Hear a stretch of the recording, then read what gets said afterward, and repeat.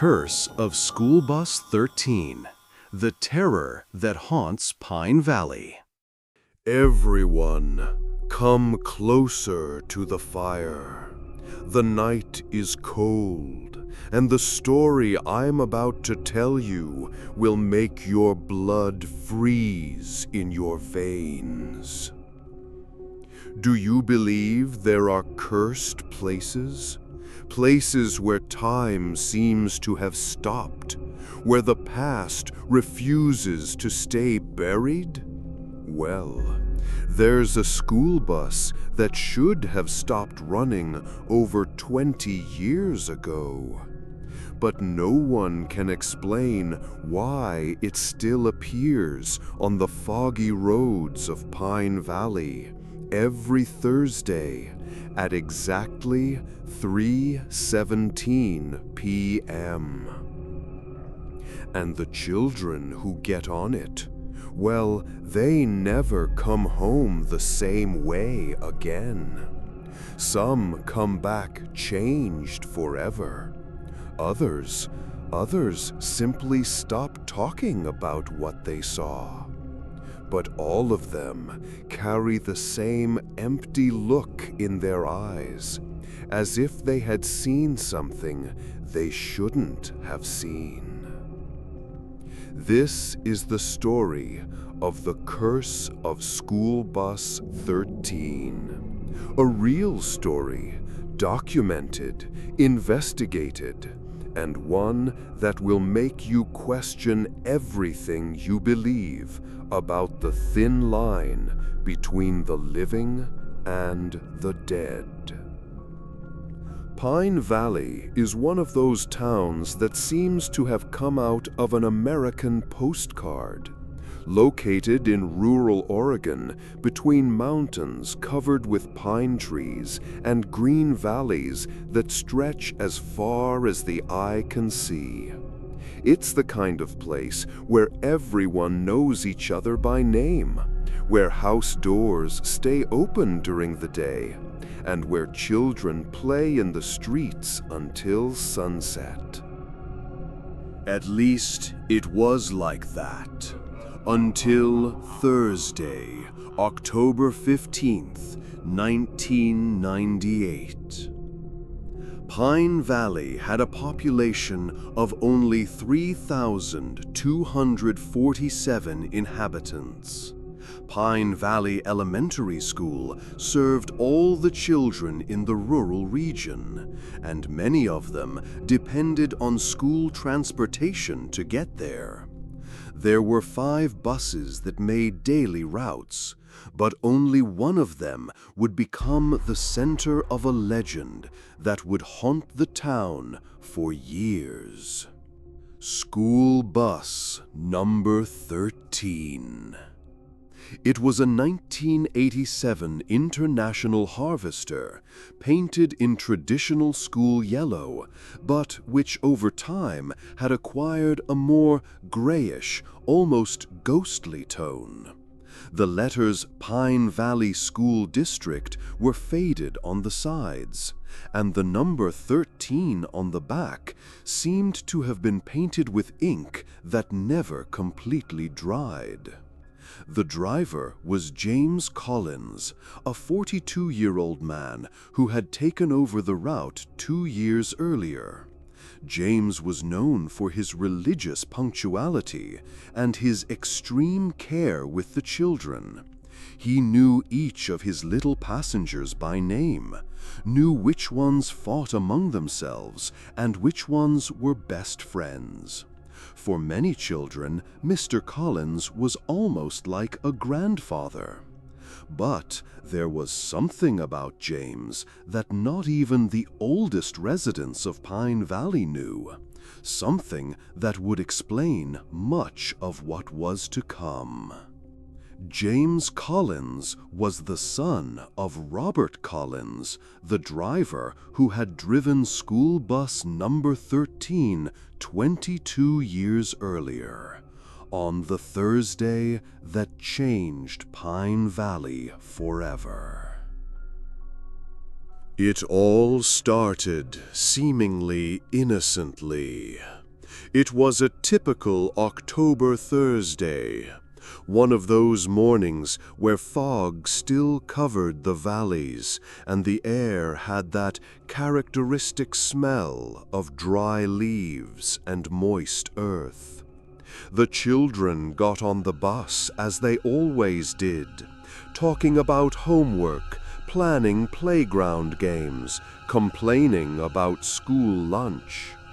But when they got home that afternoon, something had changed. Something that would make the parents of Pine Valley lose sleep for months. The first family to notice something was wrong were the Hendersons. Margaret and Robert Henderson had a 7-year-old son named Timothy, a smart and communicative boy who used to chatter about everything that happened at school. But that Thursday, Timothy came home in complete silence. Margaret immediately noticed something was different. Timothy dropped his backpack on the entrance floor and went straight to his room, without even greeting his mother or asking for his afternoon snack, as he always did. When Margaret went to check on her son, she found Timothy sitting on the edge of his bed, staring fixedly out the window. I asked if everything was okay, if something had happened at school. Timothy looked at me with those big blue eyes, but there was something different in them, as if he had seen something he couldn't explain. He said, "Mommy, today on the bus there were other children." I thought he was talking about new students, so I asked what their names were. Timothy turned pale and whispered, "They didn't say their names, Mommy. They don't talk. They just look. And their clothes are always wet, like they just came out of the rain." I felt a chill run down my spine. Timothy never lied to me, and the way he described it, it didn't seem like a child's imagination. Margaret tried to convince herself it was just childhood fantasy, but the next morning, when she went to drop Timothy off at the bus stop, something caught her attention. The back seat of bus 13 was soaked. James Collins explained that it had rained during the night and that probably a window had been left open. But Margaret clearly remembered it hadn't rained the night before.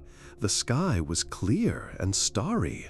3 days later, on the following Thursday, Timothy came home with the same empty expression. This time, he was able to tell more details. "The wet children always sit in the back seats, Mommy. They wear old clothes, different from ours. The girl with yellow hair wears a blue dress with a white ribbon. The youngest boy has a red shirt that's all muddy. They keep looking out the window as if they're looking for something. And sometimes they look at me and move their lips as if they're trying to talk, but no sound comes out." Margaret decided to talk to other parents. What she discovered made her question her own sanity. David Torres, Emma's father, who was 8 years old, reported exactly the same thing. Emma had come home the previous Thursday talking about wet children on the bus, but there was a detail that made Margaret's blood freeze. Emma described the same children that Timothy had seen: the blonde girl with the blue dress, the boy with the red shirt. It was impossible for two children to invent the same specific details. But what worried me most was when Emma said that the driver was also different on Thursdays. She insisted it wasn't Mr. Collins driving. It was someone else who wore Mr. Collins' uniform, but who had empty eyes and didn't smile like Mr. Collins always did. When I asked how she knew it wasn't Mr. Collins, Emma answered something that made me lose sleep. Because Thursday's Mr. Collins is always wet, Daddy. His clothes drip on the bus floor. Margaret and David weren't the only parents to hear these stories. In the following 2 weeks, 5 more families reported similar experiences, all involving ghost children, wet clothes, and a driver who didn't seem to be exactly the James Collins they knew. The most disturbing thing of all was the consistency of the reports. 7 different children of varying ages, all describing the same ghost passengers, all mentioning that the events only happened on Thursdays, and all coming home with that same empty and haunted look. That's when Margaret Henderson made a decision that would change everything. She decided to investigate on her own.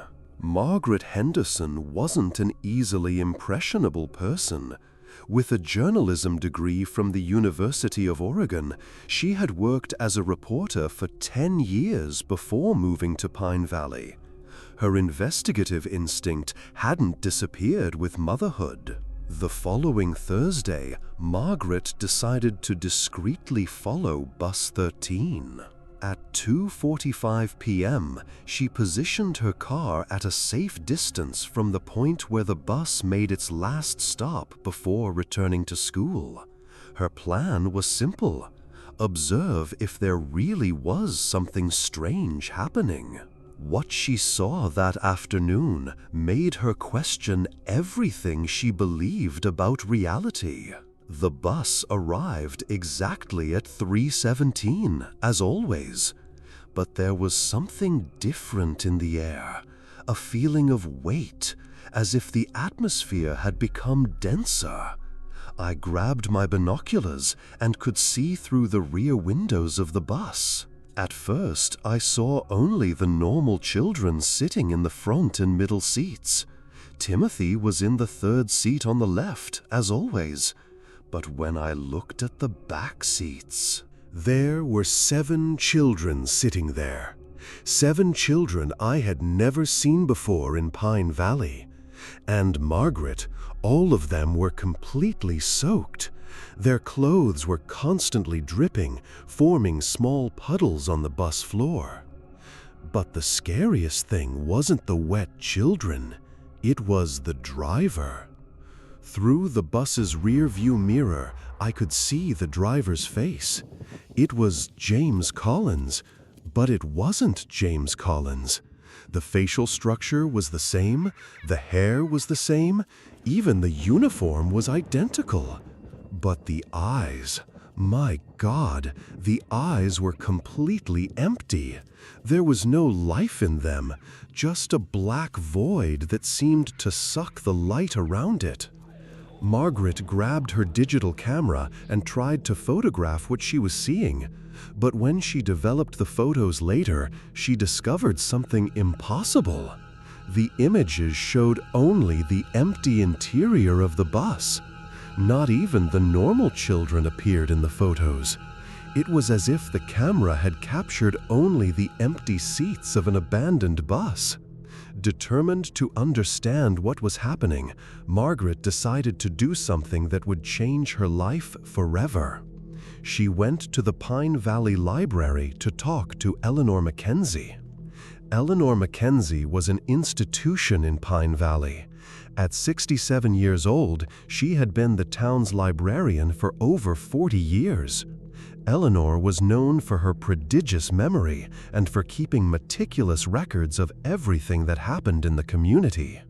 When Margaret approached Eleanor with her questions about strange events involving school buses, the librarian's reaction was immediate and disturbing. As soon as Margaret mentioned the wet children and Bus 13, I felt my heart race. I had been waiting for this day for over 20 years, although part of me hoped it would never come.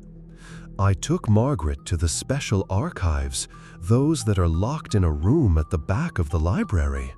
Archives that I hoped I would never have to show anyone. Eleanor pulled out a cardboard box marked 1976, confidential, and placed it on the table with reverential care.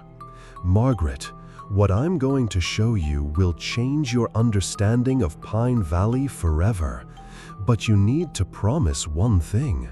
If you decide to investigate further, be very careful. There are forces in this town that shouldn't be disturbed lightly. Margaret, on October 14th, 1976, exactly 22 years before the first strange reports, a tragedy happened that our town tried to forget. A tragedy that involved school bus number 13. Eleanor opened a yellowed newspaper from the time. The headline made Margaret feel a chill run down her spine. Tragedy at Blackwater River. School bus falls into river. 7 children die drowned. It was a rainy Thursday, Margaret, exactly like the Thursdays when children are seeing the ghosts. School bus number 13, driven by Robert Collins, James's father, was returning from an educational excursion to Pine Falls. The road was wet and slippery. At the most dangerous curve on Canyon Road, the bus lost control and fell straight into Blackwater River. 7 children died drowned that day. But here's the part that gives me nightmares to this day, Margaret. According to the rescue records that I kept archived, when they found the bus at the bottom of the river 3 days later, all 7 children were found still sitting in their seats. All with their seatbelts fastened, all in perfect state of preservation, as if they were just sleeping, as if they were waiting for the bus to take them home. Eleanor opened another file and showed 7 black and white photos. Photos of the children who died in the accident. Margaret felt the world spin around her. Eleanor, these are exactly the children Timothy described. The blonde girl with the blue dress, the boy with the red shirt. My God, it's them. It's exactly them. Eleanor then showed the official list of victims. Victims of the school bus accident, October 14th, 1976. Sarah Michelle Thompson, 6 years old, blonde hair, blue dress. Kevin Andrew Walsh, 7 years old, red shirt, jeans. Maria Elena Vasquez, 8 years old, pink blouse, brown skirt. Jonathan Johnny Peters, 7 years old, green striped shirt. Lisa Ann Crawford, 6 years old, yellow dress with flowers. Michael David Kim, 8 years old, blue t-shirt, shorts. Rebecca Becky Foster, 7 years old, white blouse, navy blue skirt. And here's the detail that will make you understand why I knew this day would come. The accident happened exactly at 3:17 p.m. on a Thursday. The same time the ghost bus appears now. Margaret needed to know more about Robert Collins, the driver who died in the accident. Eleanor hesitated before continuing, but finally revealed the complete truth. Margaret, there are details about that day that were never made public, details that Robert Collins took to his grave and that his family preferred to keep secret. Robert Collins didn't die in the accident, Margaret. He survived. But what happened to him afterwards was worse than death. Eleanor showed a confidential medical report from Pine Valley Hospital dated 3 days after the accident. Robert was rescued alive, but in a state of deep shock. The doctors said he had completely lost the ability to speak. He would sit on the hospital bed, looking out the window, repeatedly whispering only one phrase. "They're waiting. They're still waiting for the bus." Robert Collins never mentally recovered. He spent the last 15 years of his life in a mental institution in Portland, always repeating the same thing, that the children were still on the bus, that they wanted to go home, that he had to take them home. Eleanor then showed a document that made Margaret understand the true dimension of the tragedy.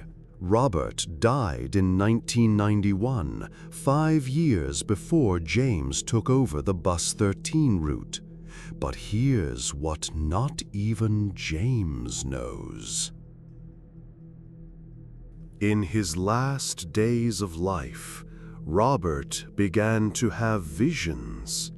He said the children were coming to get him, that they could finally go home together.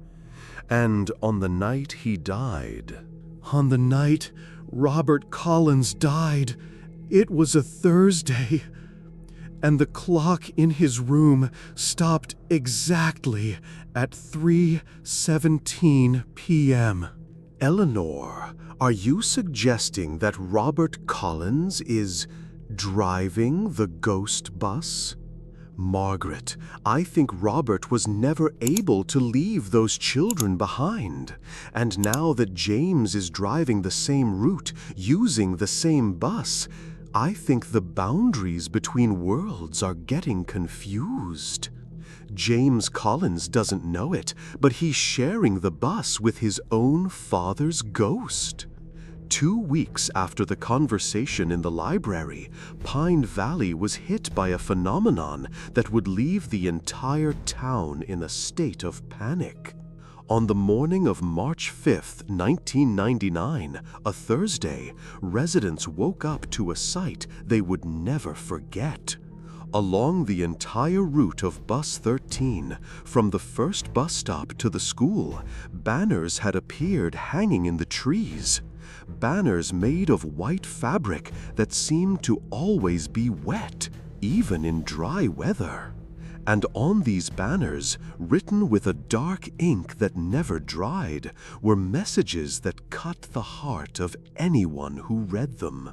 I was doing my morning rounds when I received the first call. It was Mrs. Patterson, who lived on Pine Street. She was hysterical, saying there were strange banners hanging in the tree in front of her house. When I arrived at the scene, I felt my stomach turn. The banner was hanging at the perfect height for children to read when they passed by on the bus. And the message said, "We're still waiting for the bus to come home." Sheriff Bradley soon discovered this wasn't the only banner. Along the entire 12-kilometer route, 7 banners had appeared, each with a different message, but all written in the same childish handwriting. "We're still waiting for the bus to come home. Why doesn't anyone come get us? The water is so cold down here. We want to go back to our families. The driver promised we would arrive safely. Why don't our parents look for us anymore? Thursday is the day to go home." The most disturbing thing wasn't just the messages. It was the ink they were written with. It looked like blood mixed with mud, and it never dried. When you touched it with your finger, the ink would stain, but the message remained intact on the banner. We removed all the banners that morning. I took them to the station as evidence and locked everything in a sealed cabinet. The following Thursday, they were there again, exactly in the same places, with the same messages, as if they had never been removed. The pattern repeated for weeks. Every Thursday, without fail, the 7 banners appeared. No matter how much surveillance was done in the area, no matter how many cameras were installed, on Thursday morning, the banners were always there. Sheriff Bradley brought me ink samples for analysis. In 40 years of career, I've never seen anything like it. The substance contained organic elements we couldn't identify, mixed with sediments that exactly matched the composition of the bottom of Blackwater River. But the most impossible thing was that the ink contained blood cells preserved in a way that defies all laws of biology. Cells that, according to our analysis, were approximately 23 years old. The banners weren't just messages. They were desperate pleas from children who were trapped between 2 worlds, trying to communicate their pain and their desire to return home. And the situation was about to get much, much worse. While Pine Valley tried to deal with the mystery of the banners, James Collins began to experience events that led him to the brink of insanity. James had always been a stable man, religious, dedicated to his family. But on Thursdays, something changed in him, something he initially tried to hide from everyone. It started as whispers. On Thursdays, when I started the bus, I began to hear children's voices. At first, I thought they were the students talking among themselves. But when I looked in the rearview mirror, I saw that the children were silent. The voices, they hummed old songs. Songs my father used to play on the bus radio before I was born. Songs from the 70s that I only knew because I found his old tapes in the attic. Then the bus radio started turning on by itself, always on Thursdays, always at 3:17 p.m. And it always played the same song. Take Me Home, Country Roads by John Denver, my father's favorite song. James tried to disconnect the radio, but it kept working. He tried to replace the radio with a new one, but the phenomenon persisted. No matter what he did, at 3:17 every Thursday, John Denver would start playing. But the worst wasn't the radio. It was the feeling of weight on the bus. I felt like there were many more passengers than there really were. The bus became harder to drive, as if it was carrying twice the normal weight. And then I started to feel stares, always coming from the back seats. When I looked in the rearview mirror, I saw only the normal children, but I felt as if there were other eyes watching me, eyes that knew my deepest secrets. The moment that almost destroyed James's sanity happened on a Thursday in November 1999. It was a particularly cold and foggy day, and James was doing his normal route when something impossible happened. I was driving on Canyon Road, the same one where the accident happened. It was 3:17 p.m., and the radio had started playing "Take Me Home," as it always did. That's when I looked in the rear-view mirror and saw my father sitting in the driver's seat behind me. He was exactly as I remembered him, but he was completely soaked. His clothes were dripping dirty river water. There were algae stuck in his hair. And his eyes? His eyes were the same empty eyes the children described. But when he spoke, it was my father's voice that I remembered from childhood. He whispered, "Son, you need to take them home. They've been waiting so long, so long." James stepped on the brake so hard he almost caused an accident. When he turned to face what he had seen, there was no one in the seat behind him. But the seat was completely soaked, with dark water dripping on the bus floor. The children on the bus were scared by the sudden stop. They asked if everything was okay. I didn't know what to say, how to explain that I had seen my own father's ghost. But when I looked at the children's faces, I realized something terrifying. They weren't looking at me with concern.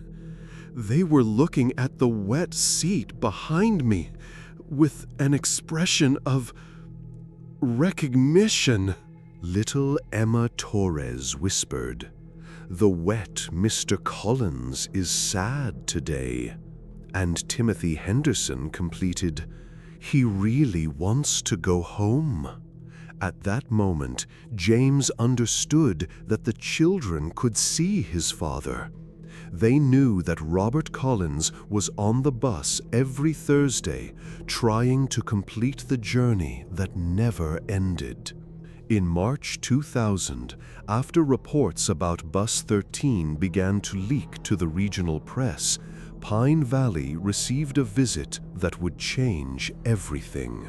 Dr. Marcus Webb, renowned paranormal investigator and professor of parapsychology at Stanford University, arrived in town with a team of specialists and state-of-the-art equipment. When I heard about Pine Valley, I was initially skeptical. In 40 years investigating paranormal activity, you develop a filter to separate collective hysteria from genuine phenomena. But the Pine Valley reports had a characteristic that caught my attention: absolute consistency. Dozens of independent witnesses of varying ages reporting the same specific details, physical evidence that could be analyzed, and, most importantly, a timeline that connected current events with a documented tragedy from the past. Dr. Webb brought a team of 5 researchers and equipment that included thermal cameras, electromagnetic field detectors, high-sensitivity audio recorders, and digital temperature meters. The plan was simple: accompany several trips of Bus 13 on Thursdays and scientifically document any anomaly. James Collins, initially reluctant to allow our presence on the bus, I understand perfectly. He was dealing with something that challenged his understanding of the world, and having strangers observing would only increase his anxiety. But when I explained that our goal was to help the children, both the living and the deceased, he agreed to cooperate. The first investigation took place on March 16, 2000, a typical spring Thursday. Dr. Webb and 2 assistants positioned themselves discreetly on the bus, with equipment camouflaged so as not to scare the children. What they recorded that afternoon exceeded all expectations. At 3:15, 2 minutes before the critical time, our temperature detectors registered a sudden drop of 15 degrees in the back of the bus. The electromagnetic fields began to fluctuate erratically. At exactly 3:17, the thermal cameras captured 7 humanoid forms materializing in the back seats, forms that radiated cold instead of heat, the opposite of any living being. And then, our recorders captured this. "We want to go home. Please take us home. Daddy, Mommy, where are you?" The most extraordinary thing was that the living children on the bus reacted to the spectral presences. They greeted the ghost children by name, talked to them, tried to console them. It was as if the living children had become a bridge between worlds, allowing lost souls to communicate with the living. Dr. Webb's investigation lasted 3 months and produced evidence that was never fully disclosed to the public. But some details leaked, revealing the true nature of the curse of Bus 13. We discovered that the ghost children weren't haunting the bus out of malice or revenge. They were literally lost, trapped in a temporal loop that made them continuously relive the final moments before the accident. For them, it was always October 14th, 1976, always 3:17 p.m., and they were always on their way home. They didn't understand they had died. They only knew that the bus never reached its final destination. But the most shocking discovery came when Dr. Webb decided to investigate Blackwater River, where the original bus had sunk 24 years earlier. In May 2000, a team of divers was sent to the exact location of the accident to examine the wreckage of the bus that still remained at the bottom of the river. When we descended to the bottom of the Blackwater, we expected to find corroded wreckage covered with slime. What we found defied all the laws of physics I know. The bus was there, but preserved in an impossible way. The yellow paint was still bright, the windows intact, even the tires looked new. It was as if time had literally stopped in 1976. But what disturbed me most was the interior. I could look through the windows and saw 7 school backpacks still organized on the seats, as if the children were going to come back at any moment. We brought the backpacks for analysis. The content left us speechless. Homework with dates from October 1976, but the ink was still fresh. Lunches that should have decomposed decades ago, but looked like they had been packed that morning.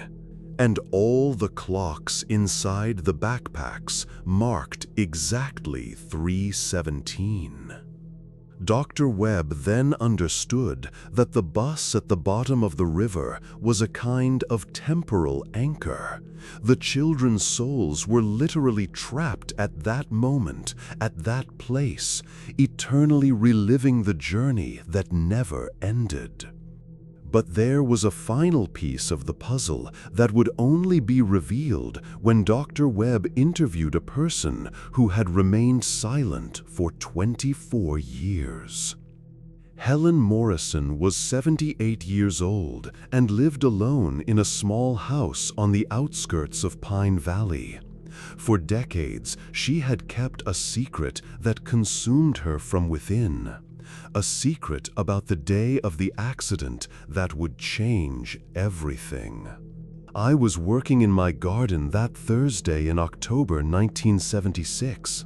My house is on top of the hill, overlooking Canyon Road. I saw everything happen. I saw the bus going down the road. I saw when it started to skid on the wet curve. But I also saw something I never told anyone. Something that has haunted me for 24 years. Mrs. Morrison, please tell us what you saw. Moments before the bus lost control, I saw 7 children getting out of it. They simply passed through the windows and were floating beside the bus as it plunged into the river. The ghost children. They tried to prevent the accident. They pushed the bus, screamed warnings, did everything they could. But they couldn't save their own physical bodies. Helen then revealed the most disturbing detail of all. After the bus sank, the 7 children floated over the river for hours.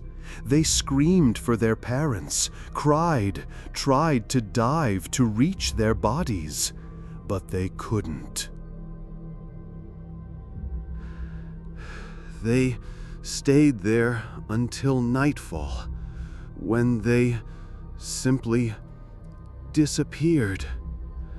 I thought they had found peace, but now I understand they only left because they didn't know how to get home alone.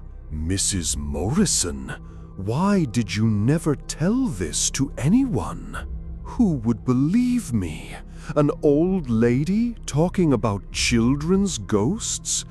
But now that they've returned, now I know I need to help them. These children need to understand they're dead. They need to be guided to the light, and I think I know how to do it. Helen Morrison, Dr. Webb, and Eleanor Mackenzie formed an unlikely trio united by a common goal: helping the 7 lost children find their way home. The plan they developed was risky, emotionally devastating, but potentially liberating for everyone involved. Helen suggested we organize a memorial ceremony at the accident site. The idea was to create a proper farewell moment, something the children never had in 1976. We contacted the families of the 7 original victims. Some still lived in Pine Valley, others had moved away, but all agreed to participate. They also wanted closure. We decided to hold the ceremony on a Thursday, exactly at 3:17 p.m. We invited not only the victims' families, but also all the current children who had interacted with the ghosts. If the living children were the bridge between worlds, maybe they could help the dead children understand what had happened. The ceremony was scheduled for December 14th, 2000, exactly 24 years after the accident. James Collins agreed to drive Bus 13 to the site one last time, carrying all the children who wanted to participate. Timothy really wanted to participate. He said that Sarah, the girl in the blue dress, had become his special friend. She always sat next to him on Thursdays and whispered about how much she missed her mommy. Timothy said he wanted to help Sarah understand that her mommy was waiting for her in a very beautiful place, but that she needed to leave the bus to get there. When the day of the ceremony arrived, more than 100 people gathered on the bridge over Blackwater River.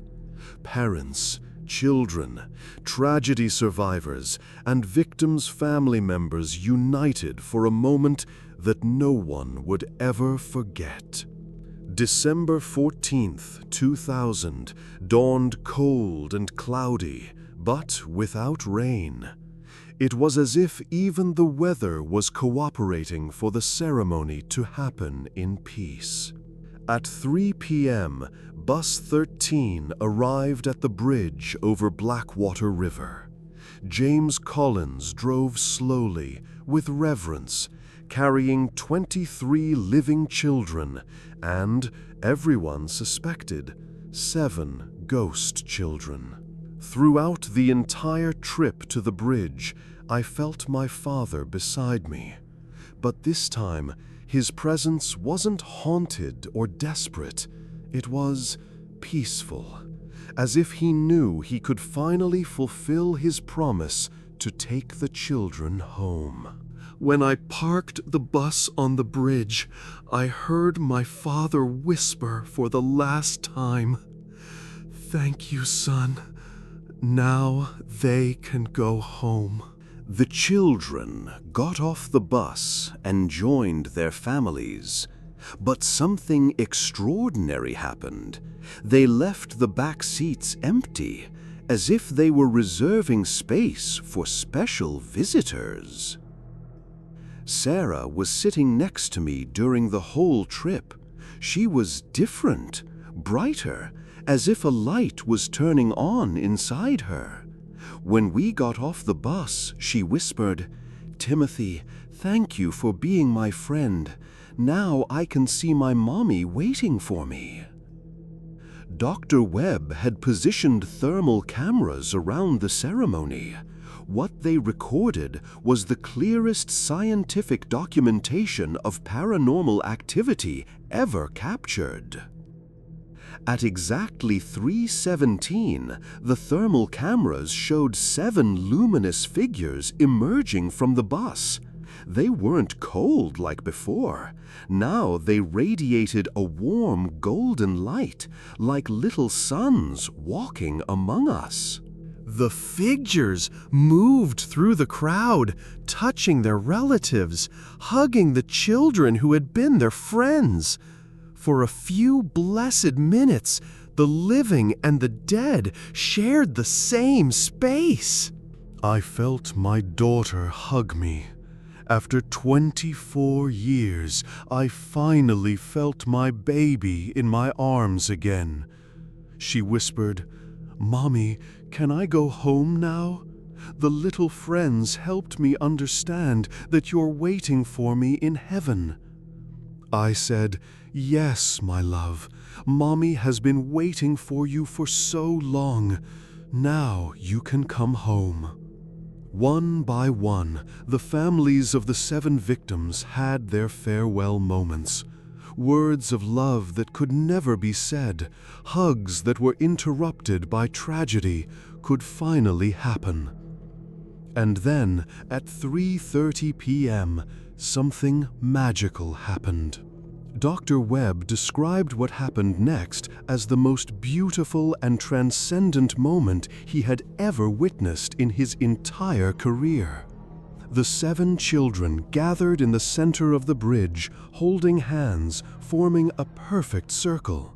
The light emanating from them became increasingly intense until they looked like 7 little stars hovering over the river. And then they began to rise, slowly, gracefully, as if they were being carried by invisible arms of loving parents. Sarah waved to me as she went up. She smiled. It was the first time I saw her really smile. And then she said, "Bye, Timothy. Thank you for helping me remember that I have a family that loves me." Kevin, the boy in the red shirt, told me, "Emma, tell all the children that we're okay now. Don't be afraid of us. We just wanted to go home." The 7 lights rose until they disappeared into the clouds, leaving behind a feeling of absolute peace that enveloped everyone present. But the most extraordinary thing happened a few minutes later. When the children disappeared into the sky, I saw an 8th light descending from the bus. It was Robert Collins. He walked to where James was standing and placed a hand on his son's shoulder. Robert smiled at James and said, "My task is complete, son. They arrived home safely." And then he also rose, following the children to the light. I felt my father forgive me at that moment, forgive himself for the 24 years of guilt he carried, and forgive me for all the times I questioned whether he was a good father. For the first time in decades, I felt our family was at peace. In the week following the ceremony, Pine Valley experienced changes that confirmed the curse had been broken. The mysterious banners stopped appearing. The back seats of Bus 13 never got wet again, and the town's children returned to taking the school bus normally without fear or anxiety. It was like a heavy cloud had been lifted from the town. People started smiling again. Children went back to playing without worry. Pine Valley recovered its peace. Timothy never saw the ghost children again, but he says that sometimes, on sunny days, he feels Sarah playing with him in the park. It's not scary, it's comforting, as if she's visiting an old friend. James Collins continued driving Bus 13 for 5 more years before retiring.